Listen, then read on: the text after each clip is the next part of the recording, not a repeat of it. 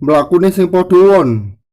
Kiri kanan, kiri kanan. Alon-alon Pak D, aku ora iso mbedake sikil kiwa karo tengen.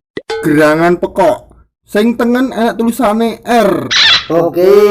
Alah Dede, TV wis momprot-momprot kok ngene kok ge diopeni wae.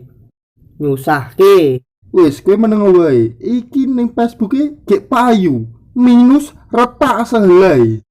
TV kaya bekas dirasing kan yo ngene kok retak sehelai. Cengelmu kuwi sing retak. Awas-awas, ngeske spiono. Spionku tak copot. Gen racing. Lho, lah iya to. Waduh, lho. Kok ora loro, malah gatel.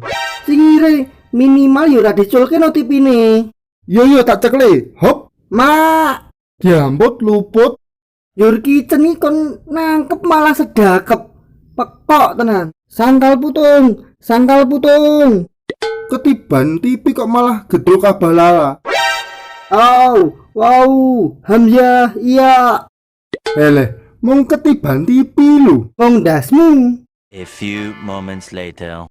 Lah, ki mau wis tak rong sendi. Sikile rapopo, ning uteke ora ono. Yo, wingi didol nggih tuku iPhone 12. Segawon ojo dicokot. Kuwi sikil, dudu permen Yupi. Jangan melakukan tindakan kanibalisme. Alah, ra urusan ngeleh kok. Sikil dibuntel, ndas kaya torong, kaya mau dokter apa? Bakul bensin eceran. Damput. Bajing odolan kae. Gawon ndase kesumpelan torong. Gateli. Ndi, ulah malah kaya arek ngedang sego.